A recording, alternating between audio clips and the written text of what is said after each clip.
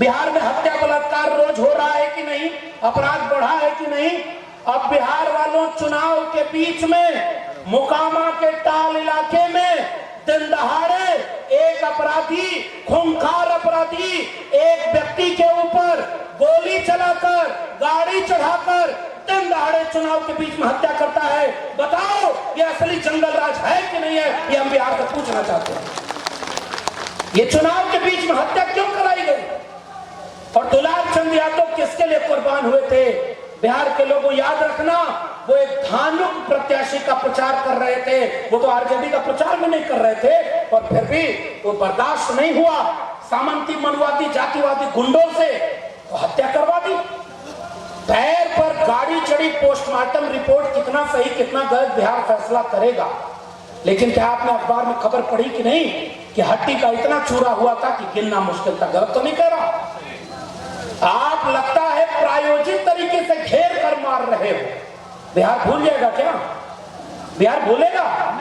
मैंने तो यह भी खबर पढ़ी कि वहां पर घेर कर जब मारा गया, गाड़ी चढ़ाकर रौंदा गया, तो पूरे बिहार को एक पैगाम दिया जा रहा था। पीछे से कोई आवाज भी आई कि इसकी मूंछ भी नोच लो। जांच करे पुलिस, जांच करे सरकार, कौन सही कौन गलत। लेकिन मैंने जो इतना समझा है कि बिहार को 90 के पहले का बिहार बनाने के लिए ये घटना नहीं संकेत है, और इसलिए पूरे बिहार वालों को इसका बदला लेना है। अपने वोट से बदला लीजिए, जनता के पास वोट की ताकत है, और बताइए कि हम ऐसा दोबारा हत्याकांड होने नहीं देंगे। इसलिए हम आपके बीच में आए। और वो लोग जंगल राज की बात करते हैं, प्रधानमंत्री यहां पर आकर कहते हैं कि बिहार में जंगल राज आ जाएगा। हम उनसे पूछना चाहते हैं, तुमको 20 साल मौका मिला, अपने काम पर वोट मांगते, आकर बताते कि बिहार से हमने पलायन रोक दिया। मैं तारीख से बताता हूं, पहले भी अरवल आया हूं और आप सब हमारा मिजाज जानते हैं।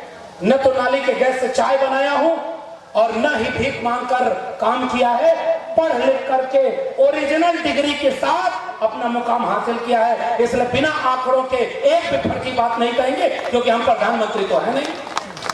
प्रधानमंत्री का भाषण निकालना, गूगल करके निकालना बड़ी लड़ाई है, बड़ी लड़ाई।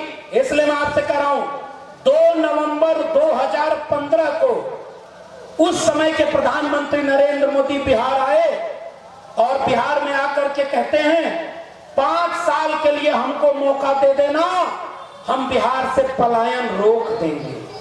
तारीख बताना फिर से, 2 नवंबर 2000, जोर से बोलिए, 2015। और आज क्या है? कल का भाषण उनका है 2 नवंबर 2025। कितने साल हो गए? 10 साल में लगभग किसकी सरकार रही? कुछ महीने कुछ दिन छोड़ दीजिए तो भाजपा की रही। पलायन रुका बिहार के लोगों? जरा जोर से बताना, पलायन रुका?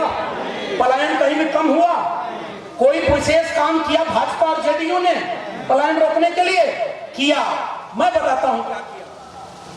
प्रधानमंत्री अमित शाह ने आकर के बोला फैक्ट्री बिहार में इसलिए नहीं लग सकती क्योंकि बिहार में जमीन नहीं है। बताओ बिहार के लोगों, ये सही है क्या?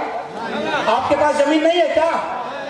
जमीन नहीं है, तो अमित शाह कैसे कह रहे हैं कि यहाँ फैक्ट्री नहीं लग सकती क्योंकि जमीन नहीं है? झूठ बोल रहे हैं कि नहीं बोल रहे?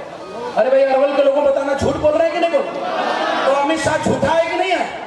फैक्ट्री लगाने के लिए जमीन गुजरात में मिल जाती है, मजदूर चाहिए, मजदूर। इसलिए अगर बिहार में फैक्ट्री लग गई तो सस्ता मजदूर कैसे मिलेगा? इसलिए पलायन रुकने की बजाय पलायन बढ़ गया है। इस पर चोट करने के लिए इस बार वोट डालने का काम करिएगा, ताकि पलायन करके झूठ बोलने वालों को सजा दिला सके।